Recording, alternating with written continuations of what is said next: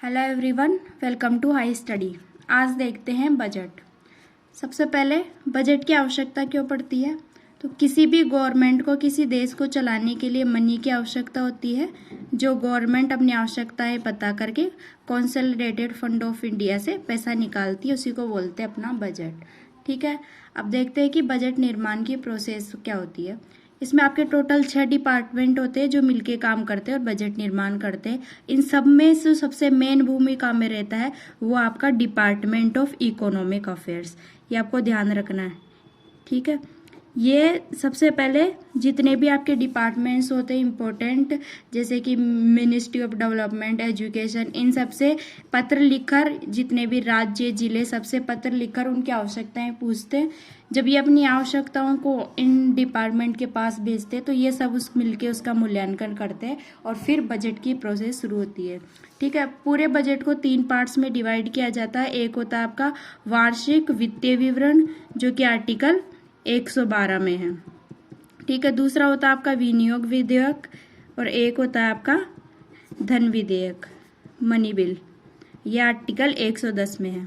ठीक है, money bill में क्या है कि मनी बिल को डिसाइड कौन करता है। सबसे पहले इसको लोकसभा में प्रस्तुत किया जा सकता है ओनली, और जो लोकसभा का स्पीकर होता है वो डिसाइड करता है कि कोई भी बिल मनी बिल है या नहीं है। ठीक है, उसके बाद ये लोकसभा से पास होकर राज्यसभा के पास जाता है। राज्यसभा इसको 14 डेज तक अपने पास रख सकता है। उसके बाद ये बिल अपने आप लोकसभा के अनुकूल पारित हो जाता है। ठीक है, विनियोग विधेयक आपका क्या होता है। अगर आपको कंसोलिडेटेड फंड ऑफ इंडिया से पैसा निकालना है तो पहले संसद से विनियोग विधेयक को पास कराना इम्पोर्टेंट है। जब विनियोग विधेयक पास हो जाएगा उसके बाद ही आपका ये बजट पारित किया जाता है। कंसोलिडेटेड फंड ऑफ इंडिया से पैसा निकाला जाता है। अब इसमें आपको याद रखना है कि वार्षिक वित्तीय विवरण आर्टिकल 112 में है और मनी बिल आपका आर्टिकल 110 में, और कॉन्स्टिट्यूशन में डायरेक्ट कहीं भी बजट को मेंशन नहीं किया गया है, आपका वार्षिक वित्तीय विवरण को मेंशन किया गया है। ठीक है, अब वन डे एग्जामिनेशन के पर्सपेक्टिव से कुछ फैक्ट्स देखते हैं जो कि बजट से रिलेटेड है। सबसे पहले तो भारत का जो फर्स्ट बजट है वो कब प्रस्तुत किया गया था। ठीक है, यह आपका किया गया था 7 अप्रैल 1860 को जेम्स विल्सन के द्वारा। और आजाद भारत का जो पहला बजट है, जब आपको फ्रीडम मिल गई थी तब जो किया गया था वो था RKS शेट्टी के द्वारा। ये कब था, 26 नवंबर 1947। ठीक है, ऐसे कौन कौन से PM है। आपका जो बजट है वो राष्ट्रपति की पूर्व अनुमति लेके फिर आपके वित्त मंत्री पेश करते हैं संसद में। ठीक है, पर ऐसे कौन कौन से प्रधानमंत्री हैं जिन्होंने बजट प्रस्तुत किया है। एक आपके पंडित जवाहरलाल नेहरू, ठीक है, एक आपकी इंदिरा गांधी और राजीव गांधी, इन तीनों ने आपका बजट प्रस्तुत किया है।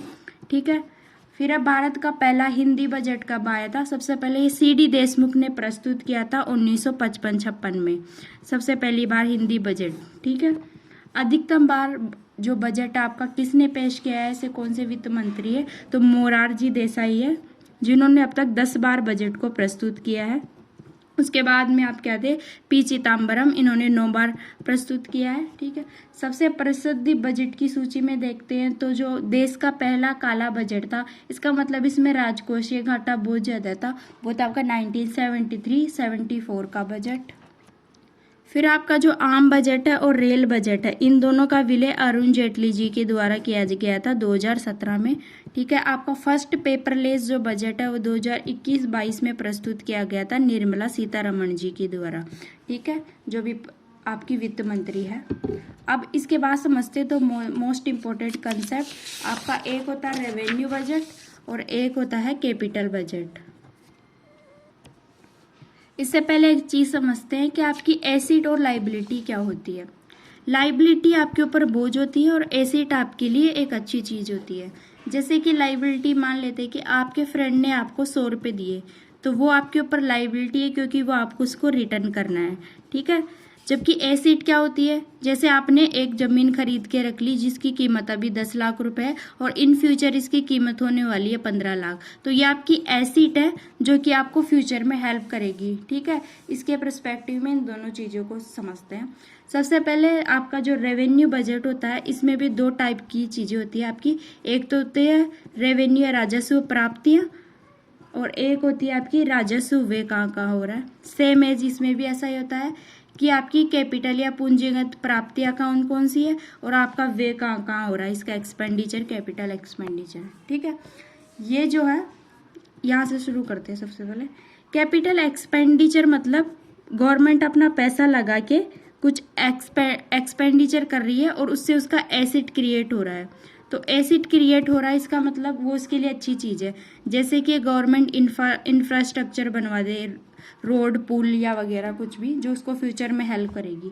ठीक है, आपकी पूंजीगत प्राप्तियाँ गवर्नमेंट के लिए अच्छी नहीं होती है क्योंकि लाइबिलिटी क्रिएट करती है। जैसे कि आपका ऋण का भुगतान जब गवर्नमेंट करती है तो वो आता है आपका कैपिटल प्राप्तियों में, ऋण जब लेती है।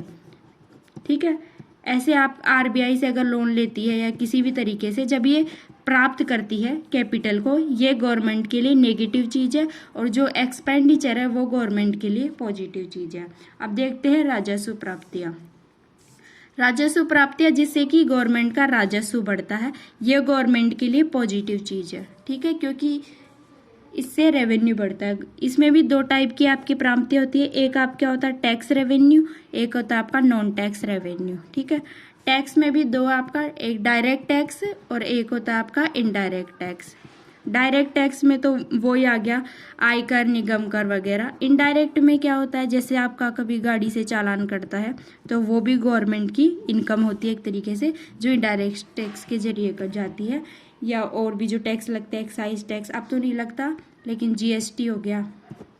ठीक है, सॉरी इनडायरेक्ट टैक्स में चालान नहीं आएगा, ओनली जीएसटी आएगी। जो इनडायरेक्ट टैक्सेस होते हैं आपके, जीएसटी हो गई, एक्साइज ड्यूटी हो गई। ठीक है, नॉन टैक्स जो है उसमें आपका चालान आएगा। ठीक है, और पेनल्टी वगैरह लग जाती है, वो सब आपका आएगा नॉन टैक्स में। अब आपका राजस्व है, ये गवर्नमेंट के लिए नेगेटिव चीज़ है क्योंकि इससे गवर्नमेंट को कुछ भी फ़ायदा नहीं होता है रेवेन्यू एक्सपेंडिचर में। ठीक है, तो इसमें क्या करती है गवर्नमेंट, जितनी भी आपके गवर्नमेंट एम्प्लॉयज़ हैं उनकी सैलरी देती है, उनकी पेंशन देती है या सब्सिडी देती है। इससे गवर्नमेंट की कोई भी जो एसेट है वो क्रिएट नहीं होती, तो ये गवर्नमेंट के लिए अच्छी चीज़ नहीं है। ठीक है, ऐसी ही और वीडियो देखने के लिए हाई स्टडी चैनल को सब्सक्राइब कर लीजिए और इकोनॉमिक्स की प्लेलिस्ट डाल दी गई है, वो आप देख सकते हैं। Thanks for watching.